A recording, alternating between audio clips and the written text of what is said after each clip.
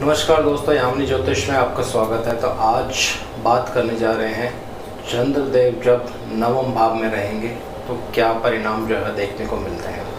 तो वीडियो आरंभ करने से पहले बहुत बहुत धन्यवाद करना चाहता हूँ सबका, जो लोग मेरा चैनल सब्सक्राइब कर रहे हैं। और आशा करता हूँ ऐसे ही आप मेरी वीडियोस अपने मित्रों, अपने रिश्तेदारों के साथ साझा करते रहेंगे। तो देखिए, वीडियो आरंभ करने से पहले मैं एक छोटी सी बात आपको यहाँ बताना चाहता हूँ कि जो भी जब एक ग्रह के बारे में बात की जाती है कि एक ग्रह इस भाव में रहेगा तो क्या उसके परिणाम होंगे, ये एक साधारण परिणाम होते हैं। इसमें कौन सी राशि में वो है, कौन सा ग्रह उस पर दृष्टि डाल रहा है, कौन सा ग्रह उसके साथ युति कर रहा है, किसके नक्षत्र में वो है, उस नक्षत्र के स्वामी कहाँ हैं कुंडली में, इन सब को भी देखना पड़ता है। लेकिन जब अकेले एक ग्रह की बात होती है तो ये एक साधारण फलित होता है, ये आप हमेशा याद रखिए। क्योंकि बहुत सारे मेरे पास व्हाट्सएप भी आ रहे हैं और कमेंट्स भी आए हैं कि गुरु अष्टम भाव में है तो मेरी तो कभी दशा खराब नहीं गई। एक किसी जातक का मुझे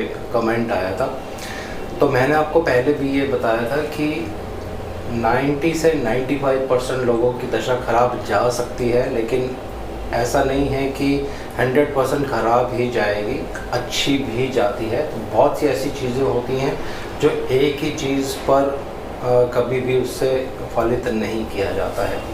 तो आइए वीडियो आरंभ करते हैं।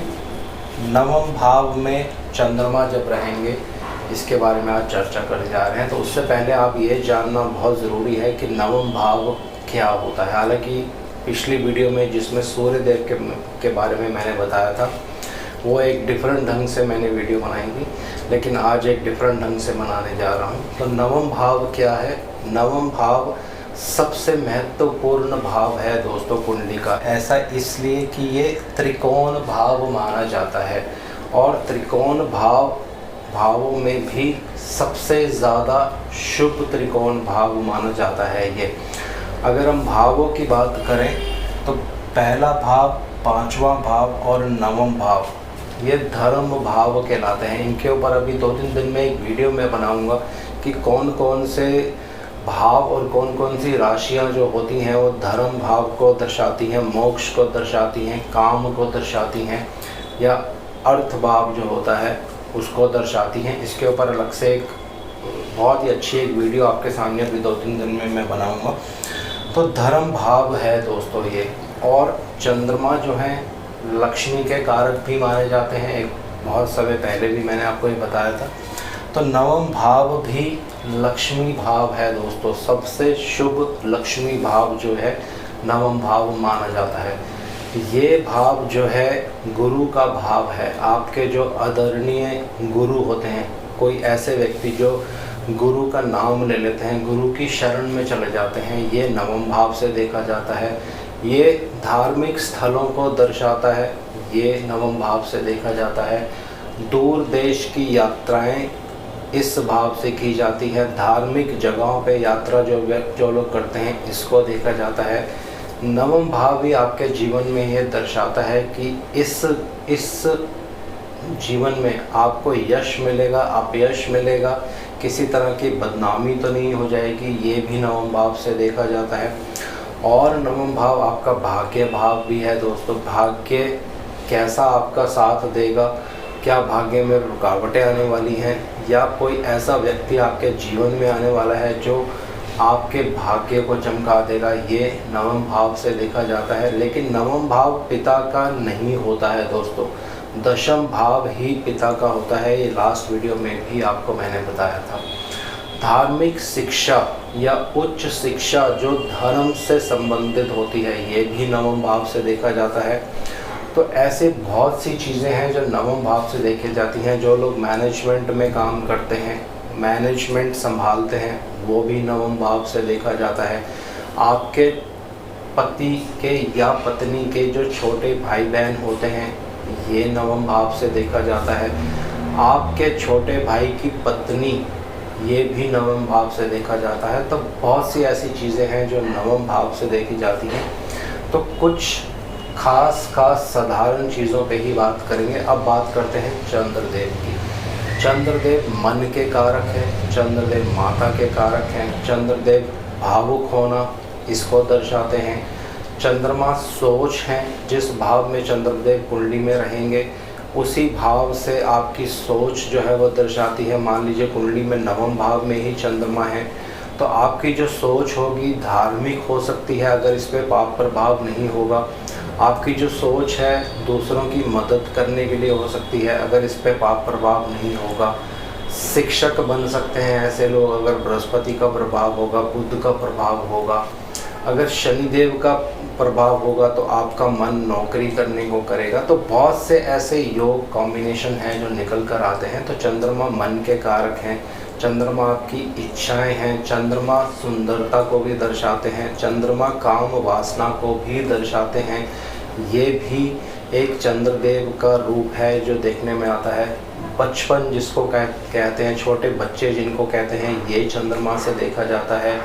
आपकी आंखों में जो आंसू निकलते हैं ये चंद्रमा से देखा जाता है। किसी चीज़ से डरना, किसी चीज़ का भय हो जाना, ये भी चंद्रदेव से देखा जाता है, अगर इस पर बहुत ज़्यादा प्रभाव होगा। तो इन्हीं सब चीज़ों को एक एक करके विस्तार से थोड़ा सा अध्ययन करने की कोशिश करेंगे। और चंद्रमा एक ख़ास चीज़ को दर्शाते हैं दोस्तों, चंद्रमा जल के कारक हैं और ट्रैवलिंग के, यानी दूर देशों में आपको ले जा सकते हैं, ये भी चंद्रमा से ही देखा जाता है। चंद्रमा इसके कारक हैं दोस्तों। अब एक एक करके पहले बहुत शुभ चीज़ें आपको बताने की कोशिश करता हूँ कि क्या शुभ चीज़ें हो सकती हैं जब चंद्रदेव अष्टम भाव में रहेंगे। तो इसके लिए कुछ नोट्स मैंने बनाए हैं, बिना नोट्स के माध्यम से आज मैं नहीं बताऊँगा क्योंकि एक महत्वपूर्ण विषय है। चंद्रमा बहुत एक महत्वपूर्ण ग्रह हैं दोस्तों वैदिक ज्योतिष में। बहुत ध्यान से आपको चंद्रदेव के बारे में फलित करना रहता है। चंद्रदेव नवमांश में कहाँ पे है, बहुत अहम भूमिका जो है वो आपके जीवन में निभाते हैं। अगर लगन कुंडली में चंद्रमा बलवान है, नवमांश में भी अगर चंद्रमा बलवान हो जाते हैं तो ये लक्ष्मी योग भी बना देते हैं। इसके ऊपर आने वाले वीडियोस में और विस्तार में चर्चा करेंगे। तो एक एक करके अब बात करते हैं। सबसे पहले चंद्रमा जो है आपकी माता के कारक हैं दोस्तों। तो नोट्स के माध्यम से मैं पढ़ के बताने की एक एक करके चेष्टा करूँगा। तो पहला माता के कारक हैं। तो देखिए जिनके भी नवम भाव में चंद्रमा रहते हैं यहाँ पे एक ही योग बना देते हैं। बहुत सी कुंडलियों पे मैंने देखा है और इसको लगाया भी है।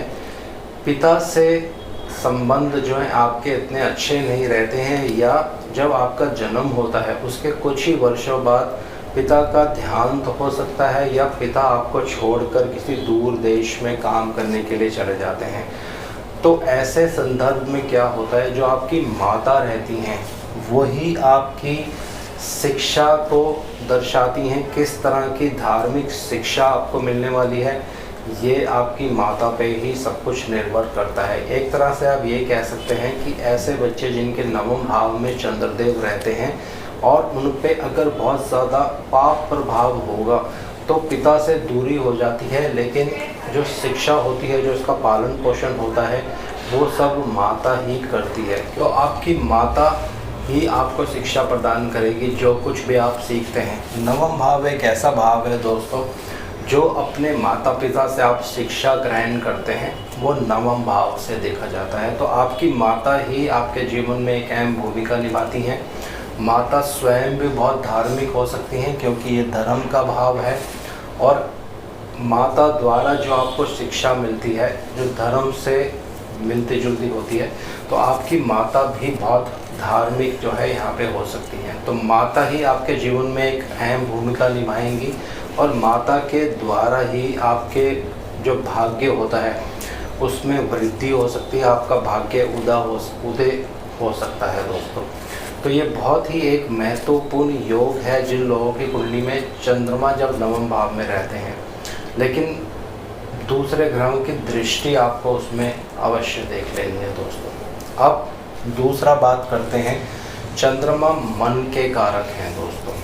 तो चंद्रमा मन के कारक हैं, तो ऐसे व्यक्ति जिनके नवम भाव में चंद्रमा होगा, या तो वो बहुत ज़्यादा धार्मिक हो जाएंगे, दूसरों की मदद करने वाले होंगे, या बिल्कुल भी धर्म को मानने वाले नहीं होंगे दोस्तों। ये दोनों चीज़ें यहाँ निकल कर आती हैं। तो पहला एक अच्छी चीज़ ये होती है, अगर चंद्रमा या शुभ प्रभाव में है, अच्छी राशियों में है, तो व्यक्ति धर्म को मानने वाला होगा, अपने माता का आदर करने वाला होगा, सदा माता का वो साथ देगा और दूसरों की भी वो बहुत मदद करेगा। खासकर ऐसे व्यक्ति जिनके नवम भाव में चंद्रमा होते हैं और मीन राशि में होंगे, जो कि एक जल राशि है और एक धार्मिक राशि भी मानी जाती है, तो छोटे बच्चों की बहुत ज़्यादा ऐसे व्यक्ति मदद करते हैं। लेकिन अगर इस पर पाप प्रभाव होगा तो फिर ये फलित थोड़ा सा अलग हो सकता है। अगर पाप प्रभाव नहीं होगा तो बहुत सी कुंडलियाँ मैंने देखी हैं, बहुत से ऐसे व्यक्ति हैं जो छोटे बच्चों की मदद करते हुए पाए जाते हैं दोस्तों। तो ये मन है आपका, मन धर्म की तरफ आपको लेके जाएगा, मन किसी गुरु की शरण में लेके जाएगा आपको, जहाँ से आपको दीक्षा मिल सकती है, गुरु का नाम मिल सकता है, आप गुरु की शरण में जा सकते हैं। तो ये चंद्रदेव जब नवम भाव में रहते हैं तो इस तरह का परिणाम जो है वो देखने को मिलता है दोस्तों। तो अब बात करते हैं धर्म की। नवम भाव जो है ये धर्म का भाव है। बहुत से ऐसे व्यक्ति आपको देखने को मिलेंगे जब चंद्रमा नवम भाव में रहता है और उनके साथ नीच के बृहस्पति आके बैठ जाते हैं, तो ये बिल्कुल भी किसी भी धार्मिक चीज़ों को नहीं मानेंगे दोस्तों। पत्नी तो बहुत ज़्यादा धार्मिक होंगी, कुछ भी नया कार्य करना है तो पंडित जी से राय मशवरा करने के बाद वो कार्य करेंगी। लेकिन पति की कुंडली में अगर इस तरह का योग है कि नवम भाव में नीच के बृहस्पति आ गए और साथ में चंद्रमा भी आ गए, तो ये व्यक्ति किसी भी तरह से धार्मिक चीज़ों को नहीं मानेगा दोस्तों, और किसी भी तरह से पाठ पूजा वगैरह में विश्वास नहीं रखते हैं ऐसे लोग। यही चंद्रदेव अगर यहाँ पे अकेले होंगे और अच्छे बृहस्पति की इन पर दृष्टि पड़ रही होगी या एक शुभ बुधदेव की दृष्टि पड़ रही होगी, तो ऐसे व्यक्ति जो होते हैं शिक्षक बन सकते हैं, धार्मिक गुरु बन सकते हैं, जो धर्म की शिक्षा देते हैं लोगों को, अच्छे प्रीचर बन सकते हैं, एक बहुत बड़े धार्मिक गुरु भी हो सकते हैं। ये अलग अलग तरीके से आपको फलित करना है जब धर्म की बात करते हैं। अगर राहु देव चंद्रमा के साथ यहाँ आके बैठ जाते हैं तो ऐसे लोग अपने धर्म के खिलाफ भी जाकर कुछ कार्य कर देते हैं दोस्तों। धर्म के खिलाफ जाना, अगर आप ज़्यादातर ऐसा भी देखा जाता है कि दूसरी धर्म की स्त्रियों से इनके संबंध भी बन जाते हैं या उनसे वो विवाह भी कर लेते हैं या अपने माता पिता के खिलाफ जाकर भी अपनी प्रेमिका से वो विवाह कर लेते हैं। तो नवम भाव जिनकी कुंडली में पीड़ित होगा, अगर चंद्रमा यहाँ पे है और पाप प्रभाव में है, तो धर्म के खिलाफ जाकर भी कार्य करना, ऐसे व्यक्ति इस तरह का इनका स्वभाव बन जाता है दोस्तों। तो अब बात करते हैं नवम भाव जो है पत्नी से तीसरा भाव है। ये आपकी पत्नी है, ये आपके पति हैं। यहाँ से जो तीसरा भाव होता है ये पति या पत्नी के छोटे भाई बहनों का भाव होता है। मान लीजिए एक उदाहरण आपको मैं देता हूँ। किसी की कुंडली में चंद्रमा यहाँ पे है, चंद्रमा उच्च के हैं और यहाँ पे 8 नंबर राशि आएगी, और अगर शुक्रदेव यहाँ पे आ जाते हैं, खासकर वृश्चिक राशि में शुक्रदेव बहुत ही एक खराब परिणाम दे देते हैं जब प्रेम संबंधों की बारी आती है दोस्तों। तो अगर ऐसा योग कुंडली में बन जाता है तो बहुत से चार्ट्स मैंने देखे हैं, पत्नी की छोटी बहन के साथ ही आपका कुछ ना कुछ रिलेशन जो है वो बन जाता है दोस्तों। ऐसा इसलिए होता है कि चंद्रमा एक मौज मस्ती वाले ग्रह हैं, एक सॉफ्ट, एक कोमल ग्रह हैं, और इन पे जब दूसरे ग्रह प्रभाव डालते हैं तो बहुत जल्दी जो है वो प्रभावित हो जाते हैं। और चंद्रमा क्योंकि आपके मन है तो मन जो है फिर उसी तरफ चला जाता है। खासकर जब शुक्रदेव चंद्रदेव पर दृष्टि डाल दें ऐसे केसेस में, तो दूसरे जो आपकी पत्नी की जो छोटी बहनें होंगी उनसे कुछ ना कुछ रिलेशन बन जाता है, और वो रिलेशन बहुत आगे तक भी जा सकता है अगर मंगल देव भी बीच में यहाँ पे आ जाते हैं दोस्तों। तो ये चीज़ आपको हमेशा ध्यान रखनी है। आपके पति देव की कुंडली में अगर चंद्रमा 9वें भाव में है, शुक्र देव उन पर दृष्टि डाल रहे हैं और आपकी कोई छोटी बहन है, तो थोड़ा सा आपको अलर्ट रहना है, थोड़ा सा आपको कॉशियस रहना है कि किसी तरह से ये रिलेशन आगे और डेवलप नहीं हो पाए दोस्तों। अब बात करते हैं, चंद्रमा भावनाओं के भी कारक हैं, यानी भावुक जो लोग होते हैं, चंद्रमा उनके 9वें भाव में रहेंगे तो ऐसे व्यक्ति बहुत भावुक भी होते हैं। खासकर मीन राशि में रहते हैं चंद्रमा तो बहुत ही भावुक होते हैं ऐसे व्यक्ति, और कोई भी उनके सामने अगर आके अपना दुखड़ा सुनाएगा तो एकदम से वो उनकी मदद करने के लिए तैयार हो जाते हैं दोस्तों। लेकिन इसमें एक नुकसान क्या होता है, आज मैं आपको एक नई विधि बताने जा रहा हूँ। इस विधि को ध्यान से आप समझ लीजिए क्योंकि बहुत ही महत्वपूर्ण विधि है।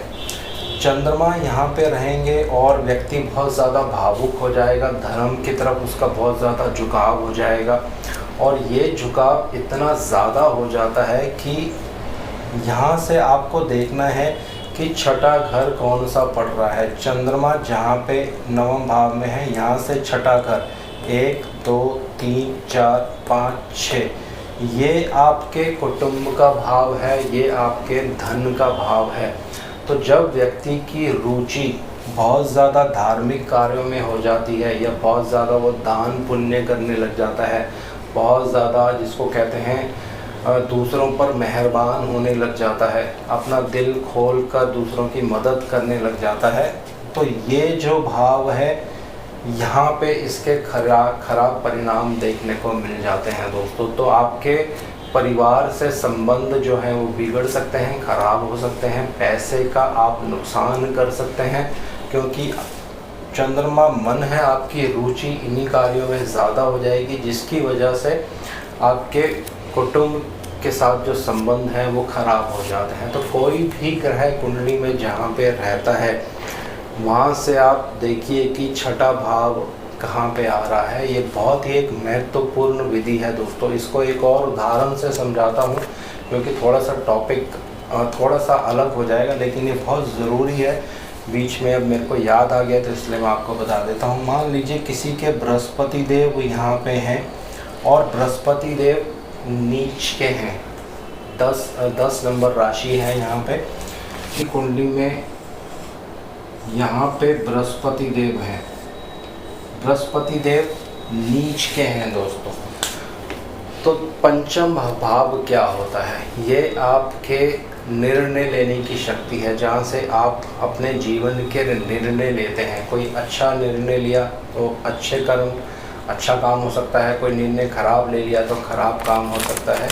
और बृहस्पति देव की अगर आपकी महादशा भी चल रही है तो आपके गलत निर्णयों की वजह से क्या होगा, 1 2 3 4 5 6 आपका कर्म स्थान पीड़ित हो जाएगा दोस्तों। आपको आपके कर्म स्थान में दिक्कत आने लग जाएगी, आपकी नौकरी छूट जाएगी, प्रोफेशन में दिक्कत आने लग जाएगी। तो ये हर ग्रह से आप देख सकते हैं, जिस भी ग्रह की महादशा चल रही हो कुंडली में, वो जहाँ भी कुंडली में विराजमान होगा वहाँ से छठा भाव सदैव एक्टिव रहता है दोस्तों। अब उस घर से आपको देखना है कितना ज़्यादा उस पर पाप प्रभाव है। जितना ज़्यादा वो ग्रह पीड़ित होगा उतना ज़्यादा असर जो है उससे छठे भाव में देखने को मिलता है। तो आइए, थोड़ा सा टॉपिक अलग हो गया था, इसके लिए क्षमा चाहता हूँ। तो चंद्रमा भावुक जो है उसके बारे में मैंने आपको बता दिया है। अब और आगे चलते हैं। चंद्रमा को यात्राओं का भी कारक माना जाता है। यही एक ऐसे ग्रह हैं दोस्तों, ये आपको विदेश भी लेकर जा सकते हैं, वहाँ पे आपकी सेटलमेंट भी करवा देते हैं। तो 9वें भाव में चंद्रमा अगर आपके हैं, क्योंकि यात्राओं के कारक हैं, जल के कारक हैं, जल एक जगह पे कभी टिकता नहीं है, तो ये आपको दूर देश लेकर जा सकते हैं। लेकिन वो जो यात्राएं होंगी वो धर्म से संबंधित होंगी। कुछ आप हायर एजुकेशन या कुछ इस तरह की और विद्या प्राप्त करने के लिए विदेश जा सकते हैं, लेकिन वो जो विद्या होगी वो अध्यात्म से ही संबंधित होगी। या दूर देश में आप जाएंगे, लेकिन वो जो यात्रा होगी धार्मिक स्थलों पर जाने की होगी। तो ये योग भी चंद्रमा अगर नवम भाव में रहते हैं तो इस तरह के फल जो हैं देखने को मिलते हैं दोस्तों। और इस यात्रा में अगर आप कोई धार्मिक यात्रा करते भी हैं तो यहाँ पे आपकी माता भी आपके साथ जा सकती हैं दोस्तों। इस पे दूसरे ग्रहों का थोड़ा सा प्रभाव आपको देखना पड़ेगा। अगर बृहस्पति देव यहाँ दृष्टि डाल देते हैं तो ये यात्रा जो है एक शुभ कार्य के लिए हो सकती है, किसी धर्म गुरु से मिलने जाने के लिए या उनकी शरण में जाने के लिए ये यात्रा हो सकती है। तो ये आप यहाँ से देख सकते हैं जिनके नवम भाव में चंद्रमा रहेंगे तो इस तरह का परिणाम देखने को मिलता है। तो ये कुछ साधारण से फलित हैं जब चंद्रमा यहाँ पे रहते हैं, चंद्रदेव यहाँ पे रहते हैं और इस तरह के परिणाम जो हैं वो देखने को मिलते हैं दोस्तों। तो आज इस वीडियो को यहीं विराम दे रहा हूँ। अगली वीडियो में बात करेंगे मंगल देव जब नवम भाव में रहेंगे तो क्या परिणाम देखने को मिलेंगे, और उसके बीच में एक वीडियो और आएगी मेरी अभी जो नाड़ी ज्योतिष के बारे में अभी मैंने 2 वीडियोस बनाई थी, उसका जो तीसरा भाग है बीच में वो वीडियो भी अपलोड होगी दोस्तों। तो आज के लिए इतना ही, और शनिदेव से मैं आग्रह करता हूँ सबके घर में सुख और शांति बनाए रखें। जय शनिदेव।